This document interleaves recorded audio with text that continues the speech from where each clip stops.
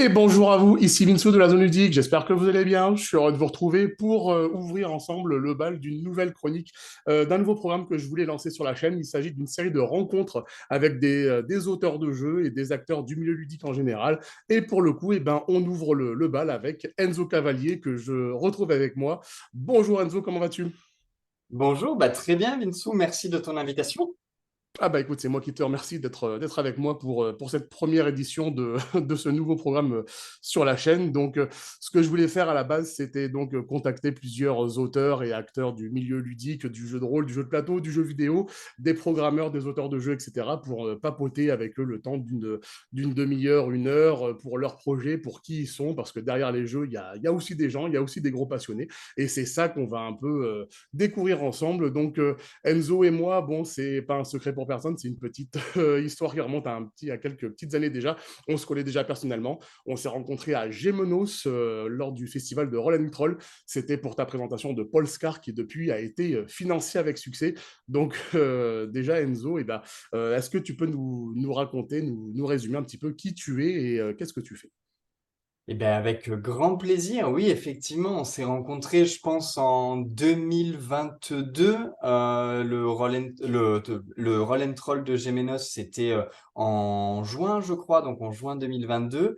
Moi, c'était l'époque où j'étais en plein dans la communication de Polescar, le jeu d'expédition, qui était à la base mon premier jeu.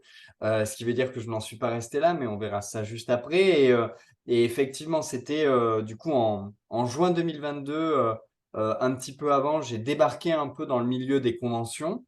J'ai sillonné la France pour présenter Polescar, pour le faire découvrir, le faire tester. Je me baladais avec un petit kit de découverte à cette époque-là. C'est là qu'on s'est rencontrés. C'est là que j'ai rencontré plein d'acteurs du milieu du jeu de rôle, quoi. Pour un projet Polescar, que je menais de mon côté jusque-là, euh, avec pas forcément l'ambition de me faire éditer, mais pas non plus forcément l'ambition de le porter de A à Z tout seul, parce que je savais pas forcément quelle était la masse de travail qu'allait me demander toutes les étapes de la création. Faire un jeu, c'est bien, mais toutes les étapes qui amènent à ce que les gens le tiennent entre les mains sous la forme d'un livre physique, etc., c'est quand même beaucoup, beaucoup de boulot. Et donc voilà, et du coup, Polescar, c'est un projet qui est né en 2016 dans ma tête, que j'ai développé de mon côté pour en faire un jeu, un univers d'abord, après l'écriture d'un système pour pouvoir jouer dedans, beaucoup de playtests, etc. Et puis voilà, toute l'année de 2022, beaucoup de conventions pour le présenter, jusqu'en novembre 2022, où je le porte en financement participatif sur Game on Tabletop en auto-édition parce que en fait, je sais pas si c'est un peu dans ma nature, mais euh, plus plus je débloquais un peu des nouvelles briques du projet, plus j'avais envie de voir la suivante et j'avais vraiment envie d'acquérir un peu toutes les compétences nécessaires au développement du projet, jusque même la page de financement, les colis, les devis avec les imprimeurs, etc. Et c'est pour ça que du coup, j'ai lancé Polescar en financement participatif sur GameOn. Euh, voilà, qu'il a connu un joli succès à l'époque, à mon échelle, quoi, pour un inconnu dans le milieu du jeu de rôle, quoi. Et puis après, du coup, livraison des backers, et puis sortie boutique, etc., quoi. Oscar a en effet rencontré un joli succès sur le financement et pas que d'ailleurs, puisque récemment tu as été finaliste du Graal d'Or, si je dis pas de bêtises. Ouais, effectivement, finaliste du Graal d'Or dans la catégorie création française à Cannes, là, au Graal 2024. Donc ça, c'est vraiment chouette pour plein de raisons. Déjà, qu'un premier projet soit nominé à côté de gros jeux quand même et de maisons d'édition qui sont implantées depuis longtemps.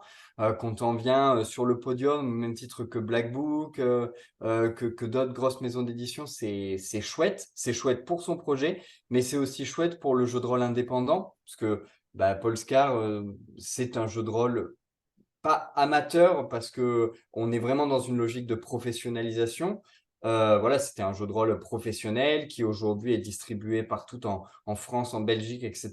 par Novalis, Asmodée. Mais donc on est vraiment dans une logique pro. Mais par contre, c'est un jeu indé, comme il y en a dans les jeux vidéo, etc. Et donc, je trouve que c'est assez sain que le Graal ouvre son podium à des jeux indés, à des jeux réalisés par des équipes réduites, voire des personnes en solitaire, comme c'est le cas de Polescar, puisque du coup, bah, sur le jeu, je suis auteur, illustrateur et éditeur, quoi.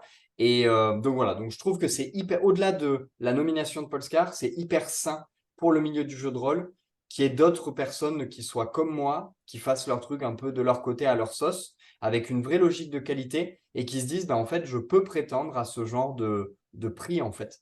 En fin de Euh, compte, c'est un message vastement positif que je ressens de toi parce que ça veut dire que le fameux c'est encore possible, bah justement, c'est justement encore possible puisque tu l'as fait. Comme tu le disais, tu es un peu parti de rien quand tu as fait tes premières conventions, tes premiers festivals, tes premières parties de Polescar, tes premières parties publiques, le retour et ensuite l'étape et finalement l'étape finale éditoriale que tu as fait par toi-même pour finalement arriver au Graal d'Or, comme tu disais, aux côtés de Black Book et de d'autres grosses maisons. Il y avait pour autant de la grosse concurrence et c'est déjà très beau d'être arrivé à ce niveau-là en étant tout seul.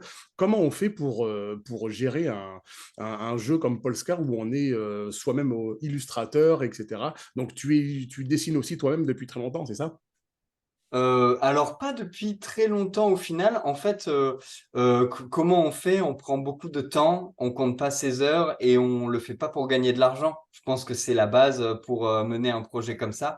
C'est se dire qu'on va rien en gagner et que si on a un petit truc à la fin, c'est chouette. Mais l'idée, c'est surtout de vouloir offrir le plus beau jeu possible aux gens qui te soutiennent et qui créent une communauté. En fait, Polescar, c'est une idée qui est née en 2014 quand j'écris une nouvelle pour un concours de Larousse de nouvelles. Et 14 ans plus tard, après mes études, etc., je me décide à en faire un jeu de rôle. Et donc, j'écris d'abord un univers, j'écris un système de jeu pour pouvoir créer des personnages dans cet univers, etc. Bref, un jeu de rôle. Et puis, voyant qu'en fait, l'illustration, ça coûte très très cher et que je pars quand même sur un gros bouquin parce que je voulais qu'il y ait tout dans un seul livre, comme je n'étais pas sûr de recevoir d'avoir suffisamment de public pour développer une gamme, je m'étais dit, bah voilà, les gens qui achètent Polescar, qui tentent l'aventure, ils auront tout. J'aurai tout dit en un livre et ils pourront jouer dans l'entièreté de l'univers sans que finalement ils aient juste la moitié de l'univers et que le financement marche pas assez bien pour que je développe la suite et qu'on se retrouve avec un jeu incomplet. Donc j'ai tout mis dedans, ça faisait un gros livre et je me suis dit, j'ai l'incapacité financière de trouver un illustrateur. Ça m'aurait demandé, comment dire, ça m'aurait coûté trop de,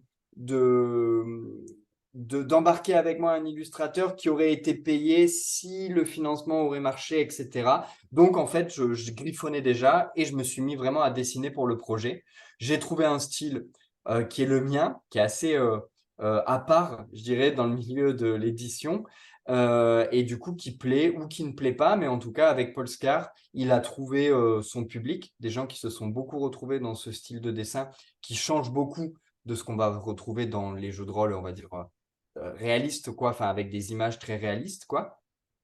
Et donc voilà, et quand on voit que Polescar a fait 180 backers et un petit peu plus de 13 000 euros sur un financement en 2022, c'est vraiment chouette parce que ça a donné toute son âme au projet. On a pu développer une gamme, des suppléments, et puis on a surtout pu aller taper dans un jeu qui rentre dans les standards du jeu de rôle, c'est-à-dire un livre grand format, couverture rigide, reliure cousue, donc un beau livre.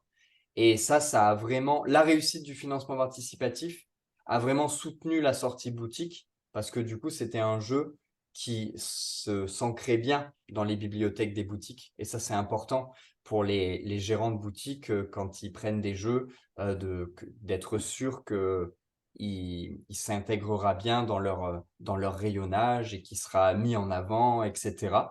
Et donc voilà, donc beaucoup de temps et beaucoup de curiosité à ne pas avoir peur à lier le créatif et aussi l'aspect économique. Moi, ça m'a beaucoup plu d'aller rencontrer des imprimeurs, de faire des devis, de comparer des prix, etc. Chose qui peut être un peu lourd, mais moi qui me plaisait parce que c'était au service d'un projet auquel je croyais depuis des années, quoi. Et surtout, ça t'a permis aussi de vraiment pouvoir t'ancrer dans le milieu du JDR où, on peut le dire, tu t'es vraiment fait un nom dans le milieu, où maintenant Polescar est quand même un jeu reconnu et joué par pas mal d'associations et même dans des festivals, on voit d'autres gens autres que toi qui font jouer Polescar. Donc je suppose que ça doit faire extrêmement plaisir de voir des purs clients, entre guillemets, si on peut les appeler comme ça, puisque bon, à la base, c'est vrai que ce sont des gens qui achètent un produit, donc ce sont des clients qui achètent qui achètent ta production, qui achètent ce que toi tu avais pensé en amont et qui les font jouer. Bah, c'est sûr que c'est hyper chouette, surtout au bout d'un juste un premier projet, quoi. Je m'y attendais vraiment pas que ça marche aussi bien. Et je suis content là qu'il y ait une communauté qui se mette en place. Tu vois, le jeu a été livré à peu près en mars-avril 2023, donc il y a un petit peu un an, un petit peu moins d'un an. Et on sait que les rôlistes ne jouent pas tout de suite au jeu qu'ils achètent. En général, il y a une file d'attente un peu. On observe ça, quoi. Et donc, parce qu'entre-temps, il y a d'autres jeux qui arrivent. On essaie aussi des kits de découverte à droite, à gauche. Et là, au bout d'un an, jusqu'à présent, je n'avais que des retours de lecture. Et là, je commence, au bout d'un an, à avoir des retours de parties de gens qui ont lancé des campagnes dans des tables, dans des MJC, dans des associations, etc. Donc, en fait, quand j'ai sorti Polescar, il a bien marché, même en boutique, il s'est bien vendu, puisque là, on arrive au bout de ce qui a été imprimé, et je n'avais aucun retour. Et c'était hyper frustrant de me dire, oh là là, mais le jeu, il a été acheté, mais il sert à caler des tables et des lits, quoi. Et en fait, non, c'est juste qu'il y a une inertie qu'il faut apprendre à encaisser. Et donc là, au bout d'un an, les gens commencent à y jouer, commencent à poser des questions sur le Discord, ou à créer du contenu, etc. Donc c'est assez riche que là, le jeu commence à une époque du coup où je lance un nouveau jeu. Mais voilà, il y a un décalage et je pense que les grosses maisons d'édition, elles sont habituées à ce genre de temporalité-là. Moi, c'est juste que c'est la première fois, donc voilà, ça s'apprend, quoi. Ah bah, c'est sûr que là, c'est ce qui s'appelle un petit peu gérer la commu, hein, comme on dit dans le petit milieu. Mais pour le coup, ça te fait aussi lancer un nouveau projet dont on va parler. Il s'agit d'un jeu qui a récemment été financé sur aussi toujours Game on Tabletop et très rapidement, si je dis pas de bêtises. Donc, il s'agit de Voltige. Est-ce que tu peux nous en parler? Ouais, alors Voltige, bon du coup on n'a pas présenté Polescar, mais les gens iront voir ce que c'est. Il y a plein de vidéos qui en parlent. Ouais, c'est Voltige, ça. c'est le nouveau jeu des éditions dérivantes, puisque suite au projet de Polescar, Polescar je l'ai lancé en tant que Enzo Cavalier, sans avoir la prétention ni euh, l'envie, enfin ni l'objectif de poursuivre des jeux.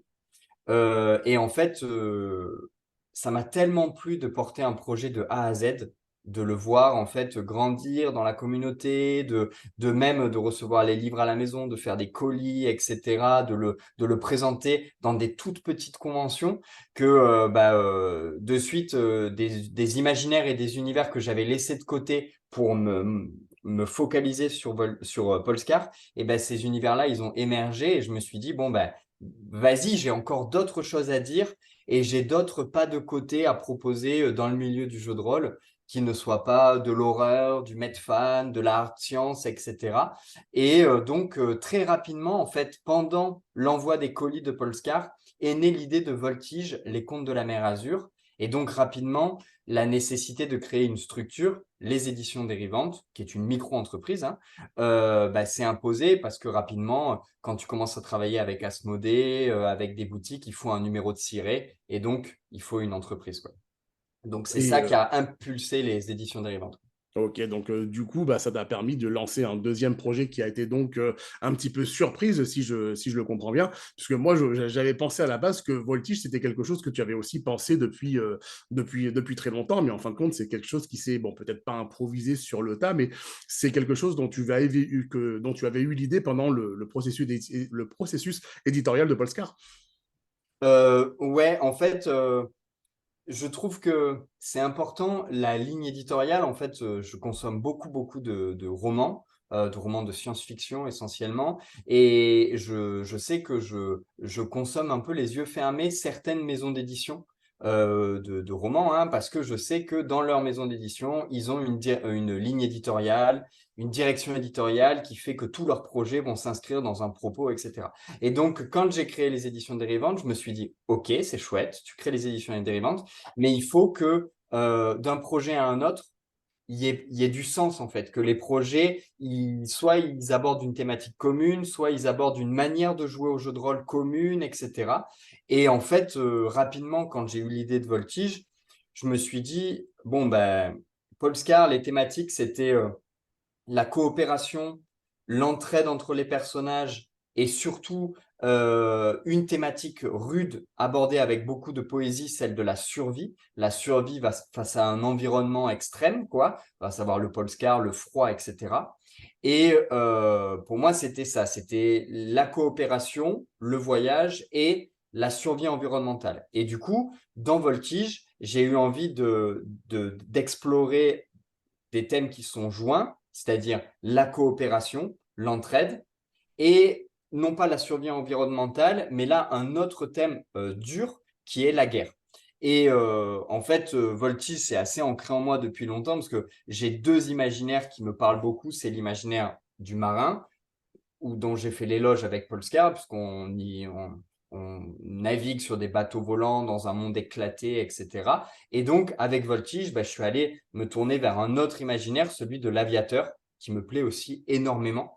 Et voilà. Et donc, du coup, dans Voltige, pour vraiment rentrer dans le vif, Voltige, les contes de la mer Azur, on va jouer, on va incarner un escadron de voltigeurs, les voltigeurs étant des pilotes de voltige dans un contexte de guerre. En fait, dans Voltige, on va incarner des personnes qui, avant la guerre, étaient des pilotes de course, des pilotes de Canadair, des pilotes de long courrier, bref, des pilotes, et qui, à la déclaration de guerre, ces personnes, elles ont refusé que leur voltige devienne qu'elles soient récupérées par l'ennemi et qu'elles deviennent des instruments de guerre et de mort. Et donc, ces voltigeurs, ils ont fui ou alors ils se sont réfugiés dans un archipel, l'archipel de la mer Azur, soit parce qu'ils en étaient natifs, soit parce qu'ils en avaient un attachement particulier, parce que la femme ou l'homme qu'ils aiment vit sur place. Et donc, ils ont décidé de s'unir, tous ces voltigeurs. Ils ont fondé ce qu'on appelle le Zéphyr, qui est une espèce de résistance aéronautique. Et ensemble, ils mènent une résistance et une désobéissance civile contre un grand ennemi qui en fait progresse et qui fait la guerre un peu au monde entier, quoi. L'idée, c'est donc dans Voltige, l'idée, c'est pas du tout de jouer à un jeu de guerre, mais c'est un jeu qui va parler de la guerre et qui va montrer les horreurs de la guerre et qui va confronter les civils à la guerre. Donc on est Ok, plus donc, vraiment sur un jeu on n'est pas sur un jeu de pam pam boum boum soldat, on est vraiment sur un jeu de résistants, de maquisards, d'aviateurs, quoi. et dans quelle timeline temporelle on est, si on peut dire? Est-ce qu'on est dans un univers contemporain? Est-ce que c'est un monde totalement imagé? Ou est-ce que ça fait un petit peu écho à une vraie époque de ce qu'on a vécu ou même de ce qu'on vit encore actuellement?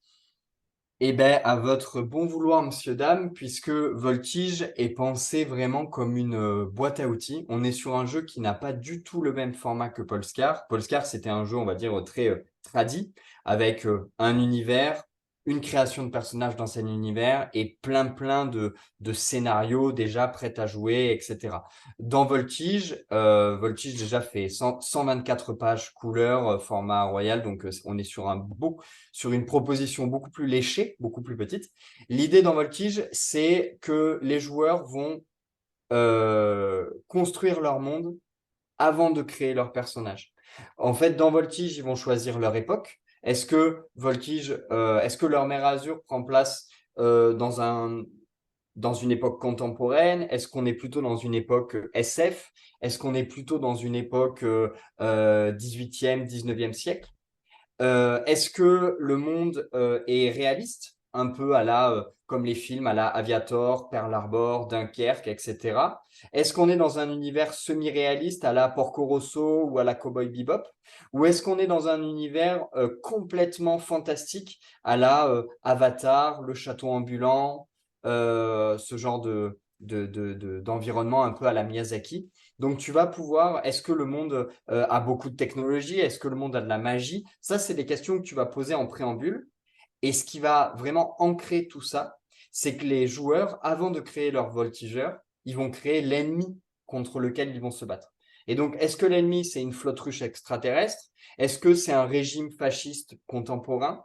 Est-ce que c'est un consortium de magiciens, de sorciers, etc. Et donc, en fait, en définissant l'ennemi, les joueurs, ils vont définir un peu les règles qui vont régir leur univers. Et donc, est-ce que leur voltige, c'est des aéronefs hyper perfectionnés? Est-ce que c'est des biplans?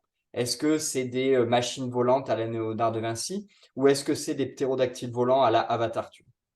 Et Donc, en donc, fait, tu choisis et après, tu poses. Le jeu, il est vraiment là pour mécaniser toutes les idées qui vont émerger autour de la table, quoi.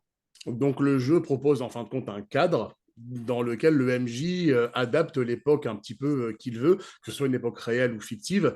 Donc ça peut être autant de l'époque steampunk, un peu même de voir de l'heroic fantasy, voire du total futuriste.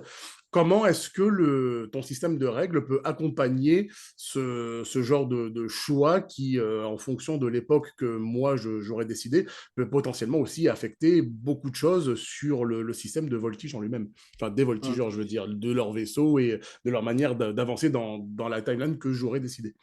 Ouais, alors deux éléments à ça qui du coup ont fait le choix du système. Le premier élément, c'était de dire que je veux raconter plus que l'histoire d'un univers, je veux raconter l'histoire d'une île, de ses habitants et des voltigeurs qui la défendent. Donc on est vraiment sur un jeu qui est centré sur les personnages. Tu ne joues pas des héros, mais quand même tu joues des voltigeurs, des personnes qui sont capables de piloter ces voltiges, ces appareils qui sont capables de voler, se poser sur l'eau et plonger sous l'eau. Donc, tu n'es pas n'importe qui. Et donc, tu as un peu ce truc que, en fait, l'ennemi, il veut un peu ta peau parce que tu es capable de mettre en défaite les agents de l'ennemi, tu peux être capable de neutraliser leurs bombardiers, etc. Donc, tu vas jouer un peu ce drama, soit le drama du personnage intérieur qui va devoir partir faire des missions, mais en même temps protéger son identité, mais en même temps protéger sa famille.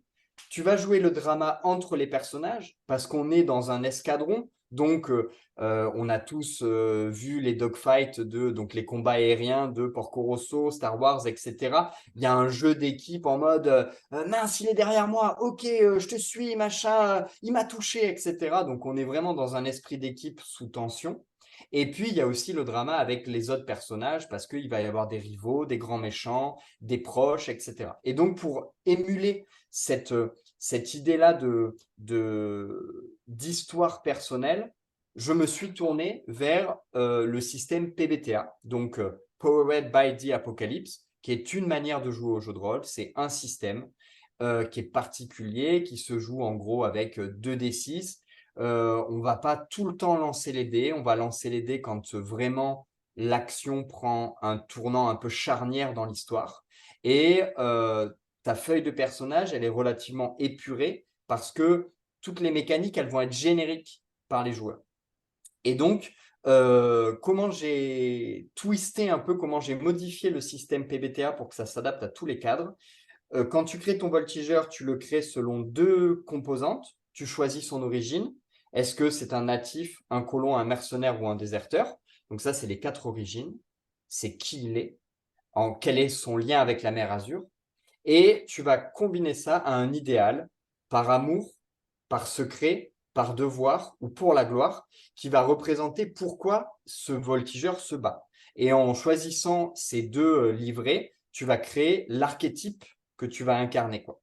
Et donc, au regard de ces deux choix-là, tu vas définir ton personnage par des détails. Et les détails, c'est un petit peu comme les tags dans un City of Mist ou comme des tags aussi dans un système Fate. C'est-à-dire qu'il n'y a pas une liste de compétences qui doit s'adapter à une période, à une époque. C'est plus le joueur qui, à la création, va donner des petits groupes de mots qui vont définir son personnage ou sa voltige. Et donc, admettons, si on joue dans un cadre classique et que tu dis ma voltige est, ça c'est un type, c'est une catégorie de détail, ma voltige est capable de serpenter entre les récifs, eh ben, ça ne voudra pas dire la même chose que capable de cracher du feu. Ah, si elle est capable de cracher du feu, ça veut dire que c'est un animal, potentiellement un peu un dragon, et tu vois, ça va thématiser le truc. Admettons que l'ennemi, ce soit une flotte ruche extraterrestre, et que tu incarnes le déserteur, tu peux incarner du coup un alien, quelqu'un qui faisait partie de cette flotte ruche extraterrestre et qui a déserté pour rejoindre le Zéphyr. Si dans j'aime, qui est une autre catégorie de détails, tu marques j'aime lire les pensées des gens, et bien à partir du moment où tu as écrit j'aime lire les pensées des gens, pour ton personnage, ça sous-entend que les membres de cette flotte ruche extraterrestre, c'était dur à dire, sont capables de lire dans les pensées des gens, etc. Tu vois. Donc, on est vraiment sur un monde, la règle principale de Voltige, et je trouve des PBTA, c'est de dire, à partir du moment où ça a été évoqué autour de la table, ça fait partie de l'univers. Tu vois. D'accord, donc en fin de compte, tu t'es complètement approprié cette base de système et t'en as fait un petit peu une base prête à jouer sur plein d'époques différentes avec une grosse facette narrative donnée à chaque joueur, donc que ce dernier est à interpréter. Ouais, les PBTA, de toute façon, c'est une vraie conversation entre l'AMC et les joueurs. La plupart du temps, l'AMC, elle a donc la maîtresse de cérémonie, c'est comme ça qu'on appelle le meneur de jeu dans les PBTA. La maîtresse de cérémonie, elle est vraiment là pour soutenir ce que les joueurs veulent raconter. Et comme dans Polescar, on est dans un jeu à one shot où en théorie, une session de 3 heures, 3 heures en moyenne, entre 2 et 4 heures, il y a un début et une fin. Puisque dans Polescar, on jouait une expédition. Dans Voltige, on joue ce qu'on appelle une chronique de guerre. Donc, quand tu commences une partie de Voltige, il faut se dire que l'histoire que tu as racontée, le lendemain, elle pourrait être résumée par un journaliste et faire la une de la gazette de guerre à l'autre bout du pays.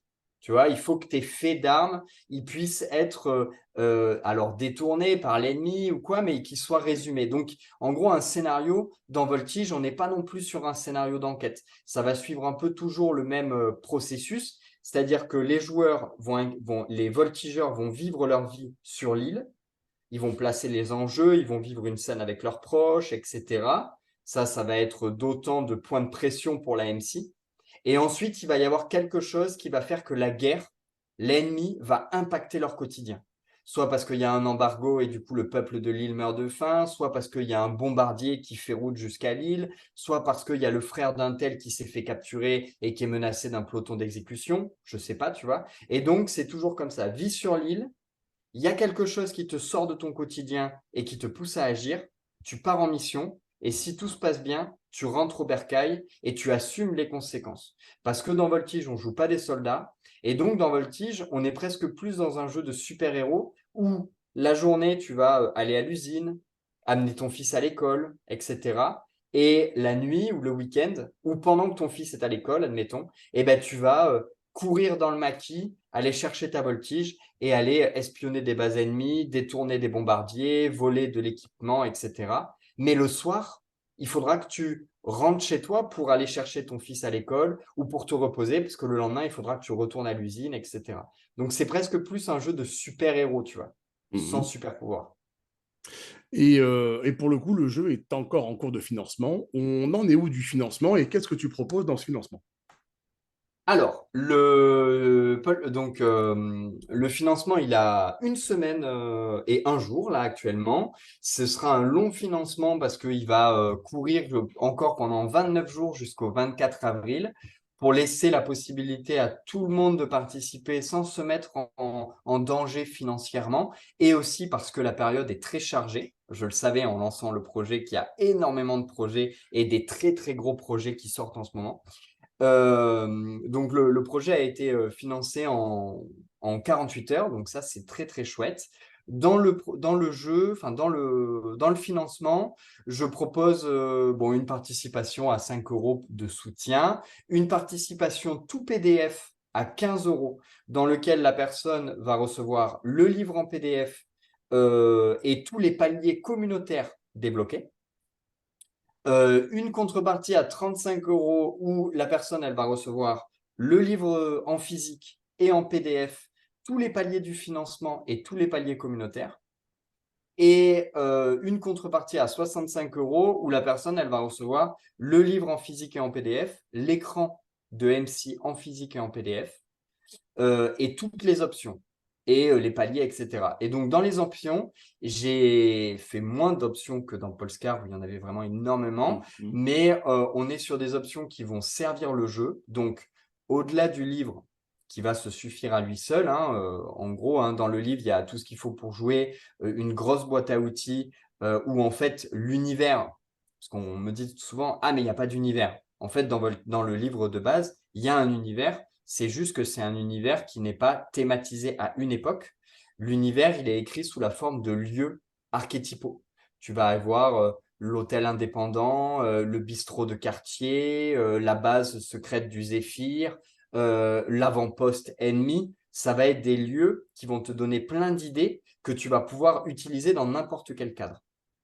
Donc ça, c'est dans l'idée d'avoir vraiment une boîte à outils. Tu vas avoir l'écran de MC, des feuilles un bloc de feuilles de personnages de belle qualité, un peu sous la forme d'un effet dossier confidentiel, et des aides de jeu qui seront vraiment pelliculées, rigides, pour pouvoir vraiment circuler autour de la table, parce que pour les gens qui ont déjà testé les PBTA, en fait, ça n'est pas à la MC de connaître 100% des règles.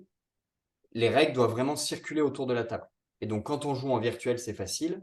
Mais quand on joue en réel, c'est un peu embêtant quand on a les mains pleines de chips de se partager le livre. Donc là, l'idée, c'est d'avoir des aides de jeu un peu en format set de table qu'on va pas avoir peur de faire circuler, de salir, etc.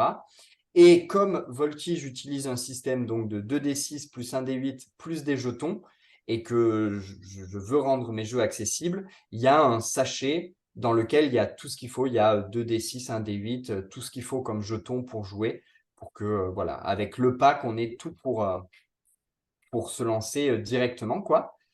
Et donc ça, c'est, on va dire, les contreparties, c'est les produits que le financement propose. Et pendant le financement, les paliers qui ont été débloqués et qui vont être débloqués, en gros, c'est euh, soit des idéaux et des origines supplémentaires, donc des nouvelles options pour créer son personnage.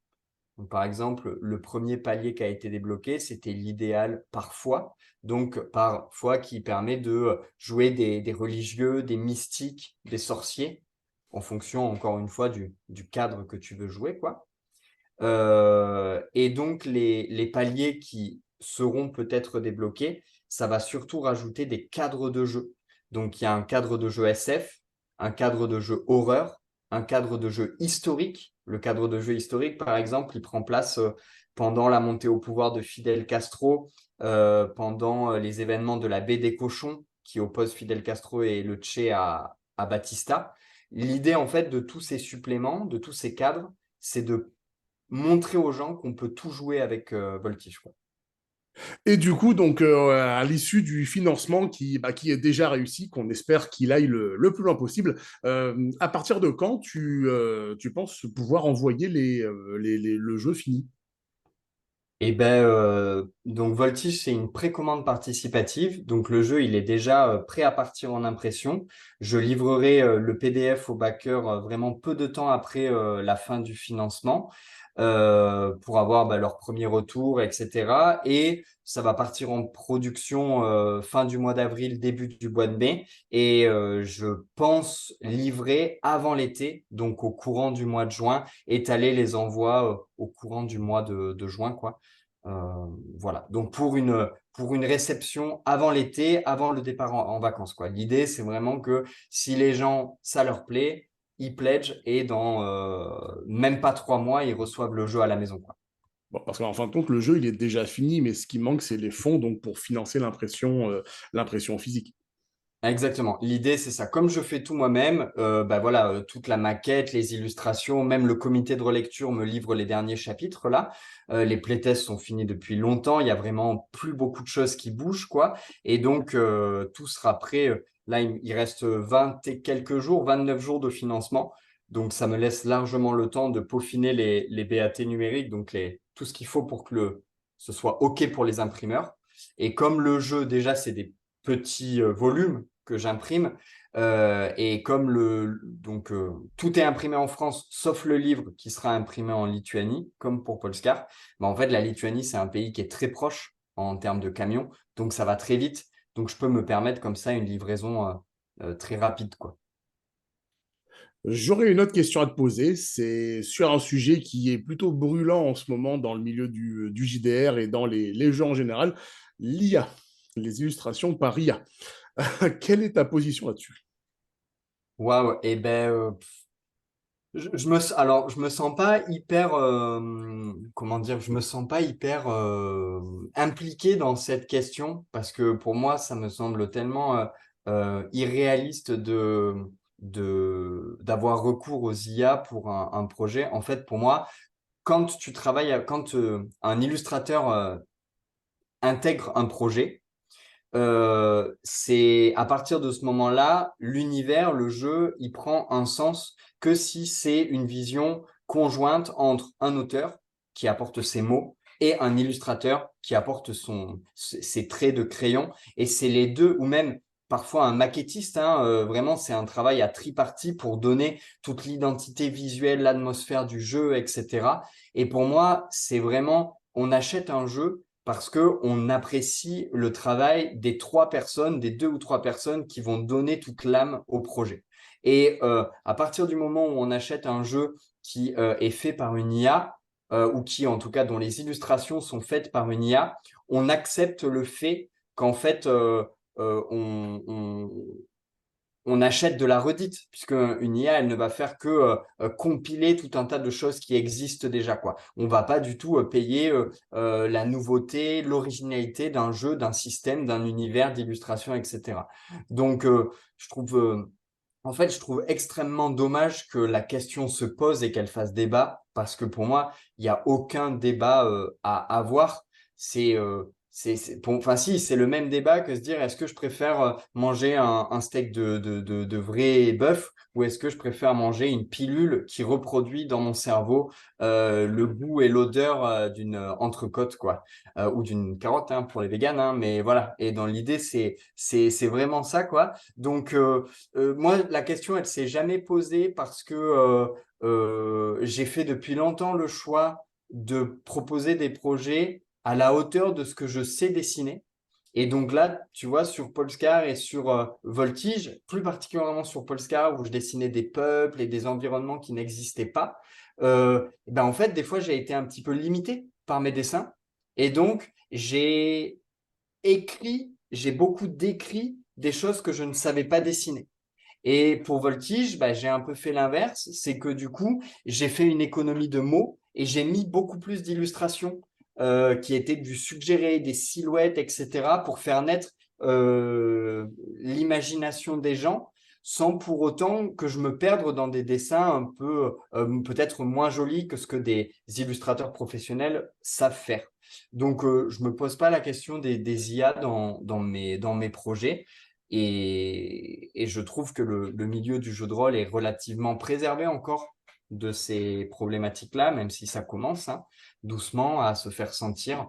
Après, quand on discute, tu vois, j'ai partagé le stand avec Loïc Musy, qui est l'un des plus grands illustrateurs de jeux de rôle au monde, donc sur le stand des studios Delcro, et lui, il n'a pas peur de l'IA, quoi, parce que je pense, et c'est son avis, qu'il va falloir par contre qu'on se forge une comment dire, il va falloir que le consommateur apprenne à reconnaître, puisque les IA, elles vont devenir de plus en plus perfectionnées, et donc ça va être au consommateur d'identifier en fait des projets qui sont faits avec des IA, et donc ça va appeler les consommateurs à boycotter, ou alors à complètement accepter le fait que leur projet soit créé 100% avec des machines et tout quoi. Mais En fin de compte, ça risque de peut-être potentiellement séparer les consommateurs, donc les clients, les fans, les amateurs de jeux, parce que ça touche aussi le milieu du plateau, et de plus en plus, ça gangrène aussi le milieu du jeu vidéo, en des clients qui ne seraient pas du tout dérangés par l'utilisation des IA, et d'autres alors qui seraient plus attentifs à l'intelligence artificielle et qui feraient un petit peu leur sélection de futurs jeux. En partie, de plus en plus, le marché nous pousse à ça, bah, par le biais de ce qui est fait par IA et ce qui, bah, ça me fait drôle de le dire, mais fait par des humains, quoi. Ouais, non, mais après, tu vois, le Graal, là, cette année, s'est positionné sur le fait qu'il ne primerait jamais un jeu qui est qui contient des images générées par des IA. Peut-être que très rapidement, on va voir émerger un label garanti sans IA, tu vois, c'est des choses qui se parlent déjà dans d'autres milieux, pourquoi pas dans le milieu du jeu de rôle. Voilà, après, il faut faire attention avec ce genre de logo, de label, etc. Je pense que pour moi, là, actuellement, le choix qui va se poser, c'est exactement le même choix qui te pousse à aller dans un petit restaurant qui fait des bons burgers maison ou aller à McDo. En fait, c'est vraiment exactement pareil, quoi. Qu'est-ce que tu cherches en fait dans un jeu? Qu'est-ce que tu cherches à récompenser? À qui tu donnes ton argent? Quelle est la valeur des images? Quelle est la valeur des images qui te font rêver? Tu vois, là, récemment, Free League, avec leur nouveau jeu Coriolis, ils sont vraiment pris d'assaut par des questions de est-ce que c'est fait par IA? Est-ce que c'est fait par IA? Juste parce que l'illustrateur est il est super talentueux en digital painting, tu vois. Et ça pose des questions, mais je pense que c'est la période, ça ouvre le bal, et puis petit à petit, ça va s'assainir. On le voit comme des projets récents ont pris une tollée dans le milieu parce ils contenaient des images générées par IA. Je pense que tout le monde dans le milieu rôliste enfin, beaucoup de gens dans le milieu rôliste sont suffisamment engagés sur les notions de propriété intellectuelle et tout pour faire un peu une levée de bouclier contre les IA, quoi. Ce qui est peut-être moins le cas dans le milieu du jeu vidéo, par exemple, ou du jeu de plateau où il y a déjà plus une logique d'industrie. Le milieu du jeu de rôle, c'est tout sauf un milieu d'industrie. Même des grosses maisons d'édition comme Black Book, etc., c'est pas des grosses entreprises. Donc, elles ont peu d'intérêt à, comment dire, à, à tromper leurs consommateurs, je pense. C'est Alors, mon avis. c'est vrai que pour le coup, dans le jeu vidéo et surtout dans quelques branches particulières du jeu vidéo, c'est en train de tourner à l'anarchie, ces histoires-là.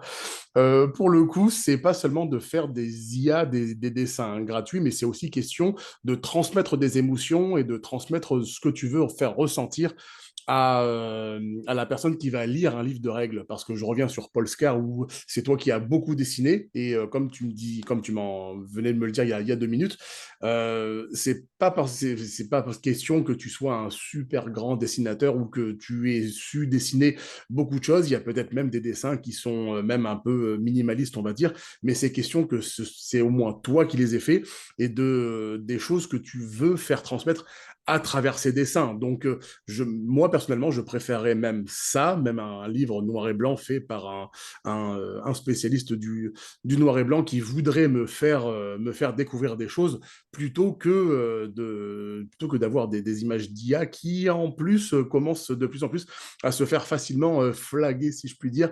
Bon, au niveau des mains, des doigts, c'est un peu vite la merde à ce niveau-là.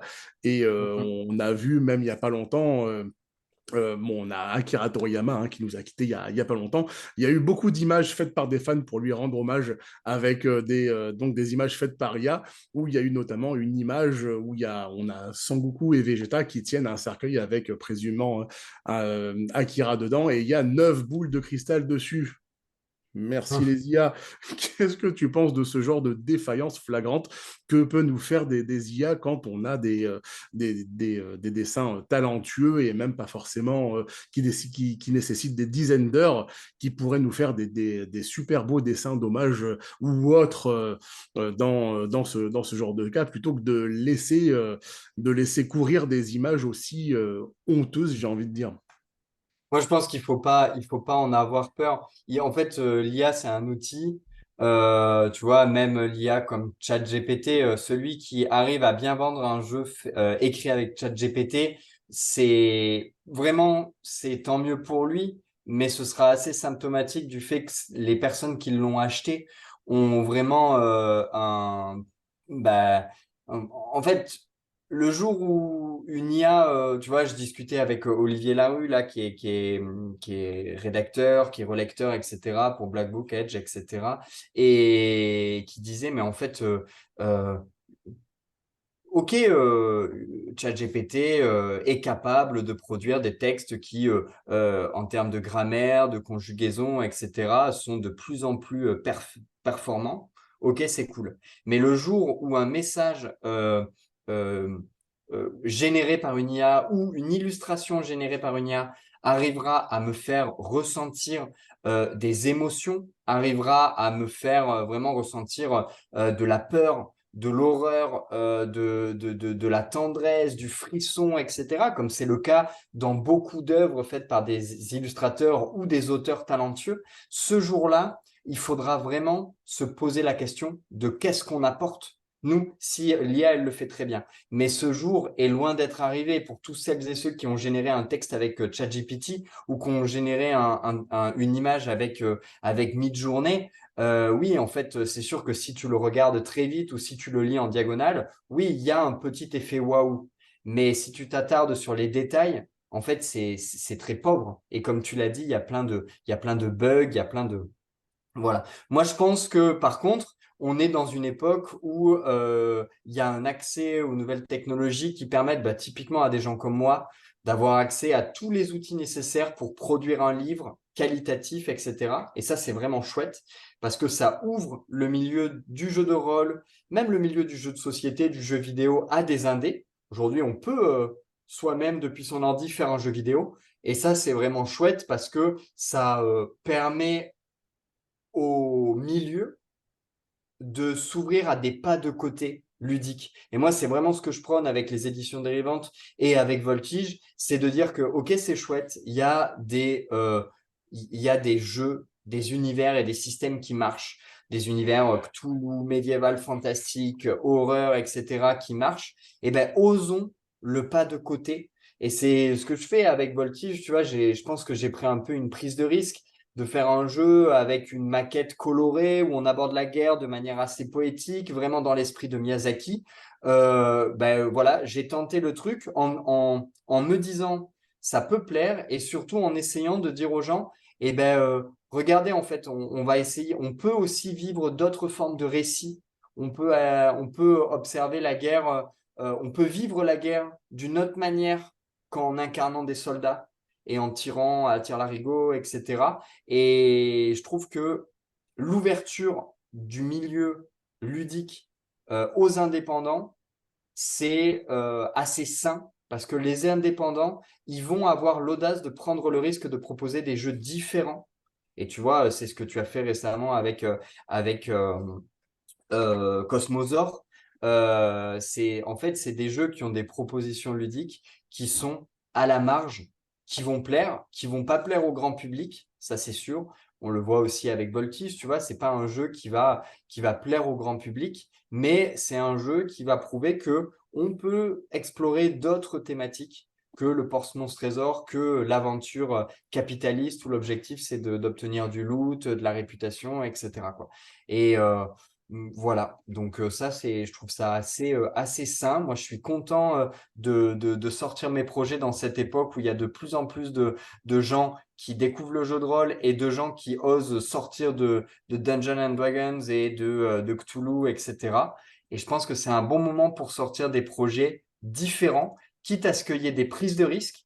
Mais en fait, la plupart du temps, la prise de risque, elle est récompensée parce que au fur et à mesure qu'il y a la prise de risque, ben, il y a de plus en plus de gens qui se lassent de l'énième jeu médiéval fantastique et qui vont aller chercher d'autres propositions, quoi.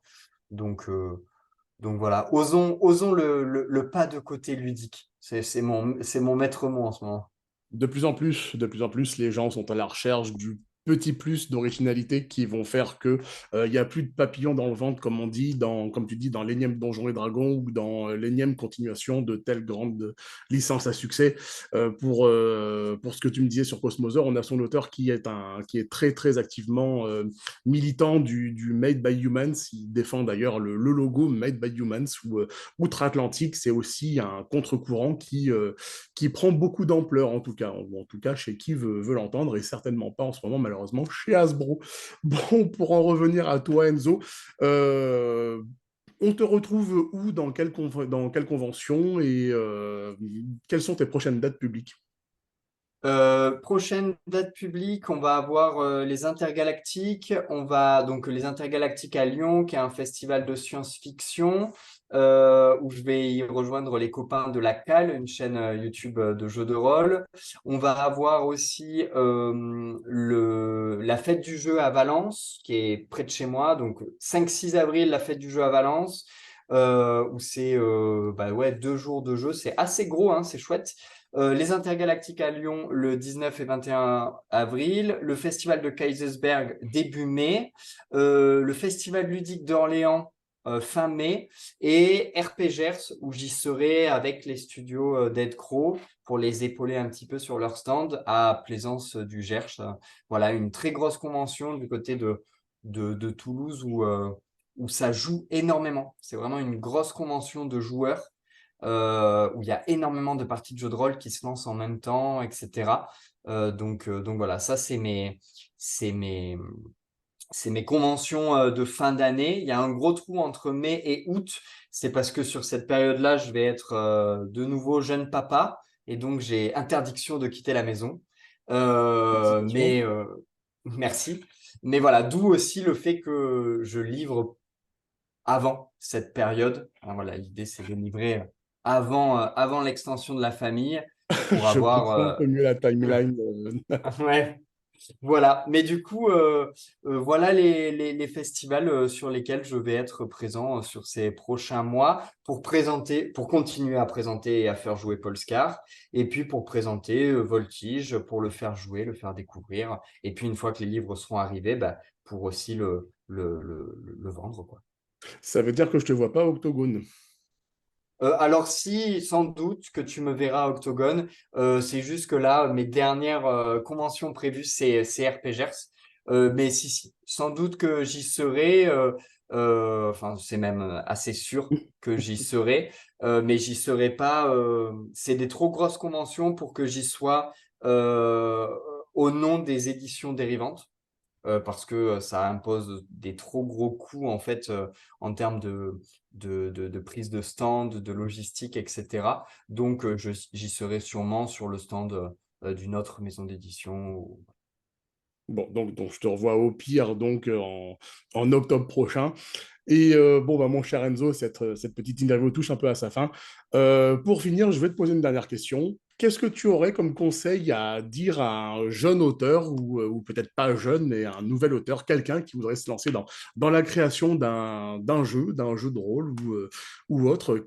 Si tu avais quelque chose à lui dire, qu'est-ce que ce serait? Je pense soit original. Euh, euh, L'originalité, c'est pas forcément de créer quelque chose qui n'a jamais été créé, puisque personne n'est original. On s'inspire toujours de choses dont on a toujours des sources d'inspiration qu'on a oubliées. Des fois, on se dit, ah, ça, c'est mon idée, je l'ai. Et puis au final, quand on creuse un peu, il y a 10 000 idées qui lui ressemblent, mais on l'a pas construit de la même manière. Donc, ne fais pas du jamais vu, mais fais de l'original. Et à partir du moment où tu te lances dans l'écriture d'un jeu de rôle, je dirais, réfléchis quelle est la finalité. Est-ce que c'est un jeu que tu veux fignoler aux petits oignons pour tes potes?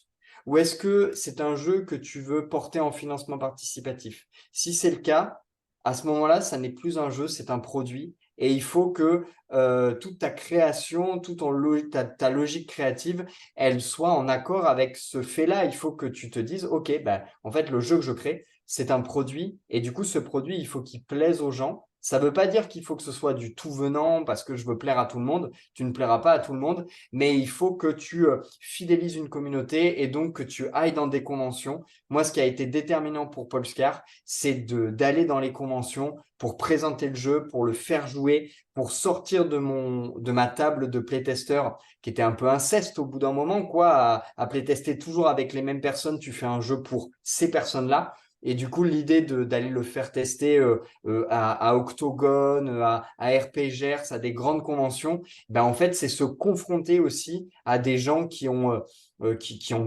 plein d'autres manières de jouer au jeu de rôle et qui vont enrichir ton jeu, etc. Et puis voilà, et puis aller voir les maisons d'édition, présenter ton projet, en parler, parce que parler du projet, c'est la meilleure manière de le protéger, parce qu'on sait que tu as eu cette idée-là à peu près à ce moment-là, quoi.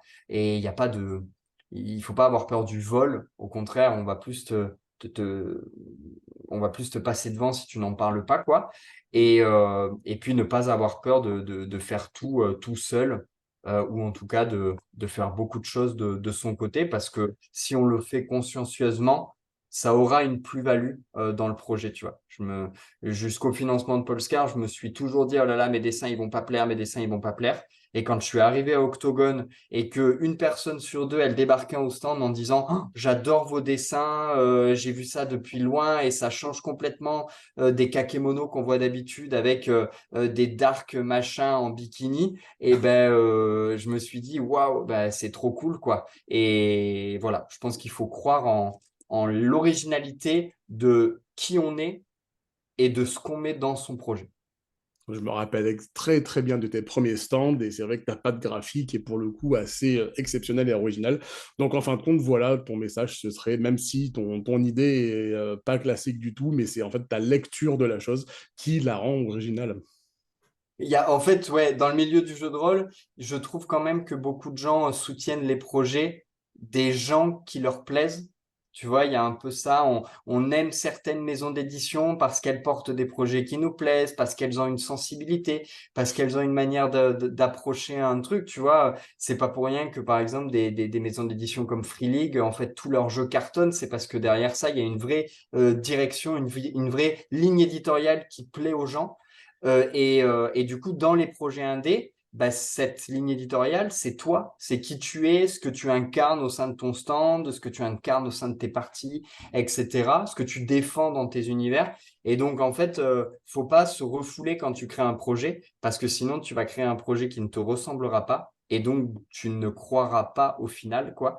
Donc, si tu fais un projet tout seul, sois bien campé sur tes appuis quand quelqu'un vient te voir et te dit non mais c'est pas original, ou non mais franchement ça marchera pas, parce que tu ne sais pas qui il est et tu ne sais pas si vraiment son discours est fondé, ou si c'est juste quelqu'un qui est frustré parce qu'il aimerait être à ta place et que finalement il n'a pas l'audace, ou il n'a pas le courage nécessaire pour le faire, quoi. Et ça arrive beaucoup, surtout quand tu commences à vraiment te balader partout en France.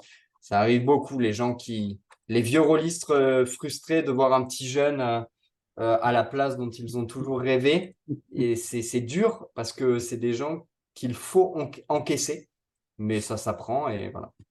Bon, pour le coup, ça t'a pas empêché de réussir Polescar, de réussir ton deuxième jeu, encore bravo, et peut-être potentiellement plus tard, et ben encore un avenir qu'on te souhaite évidemment très radieux pour donc tes éditions dérivantes. Enzo, écoute, merci beaucoup pour ce grand moment d'authenticité. Bon, bah, j'espère que cette vidéo vous a plu, cette interview va s'arrêter là. N'hésitez pas à dire en commentaire ce que vous en avez pensé, ou même si vous avez des questions à Enzo, je suppose que on peut te joindre sur ton Discord, sur des réseaux sociaux, sur Twitter. Oui, oui, bah j'essaie. De toute façon, je fais en sorte de repasser régulièrement sur les vidéos où je suis intervenu, donc je répondrai aux questions même en commentaire YouTube. Mais sinon, effectivement, Facebook, Instagram, YouTube et surtout Discord, les éditions dérivantes ont un peu tous les réseaux sociaux, sauf X, pour des raisons personnelles, enfin d'opinion. Mais voilà, sauf X, je suis présent sur tous les réseaux. Et voilà, et puis là actuellement sur Game on Tabletop, bien sûr, on peut très facilement comment dire, passer du site des éditions dérivantes au site de Game On, etc. Donc X, anciennement Twitter. Hein, donc bon, bah, encore merci Enzo pour ce grand moment. Bon, bah, de mon côté, bon, bah, n'hésitez pas à vous abonner à la petite chaîne si ça vous a plu. Je vous souhaite bah, de vous amuser beaucoup sur le jeu que vous voulez. Je vous dis à très bientôt sur la chaîne pour une prochaine vidéo. Peut-être à très bientôt pour, pour une prochaine rencontre avec, pour l'instant, je ne sais pas encore qui, mais j'ai des bonnes pistes. Donc, des bisous, des poutous. Merci Enzo encore. Et puis, à très bientôt. Ciao tout le monde.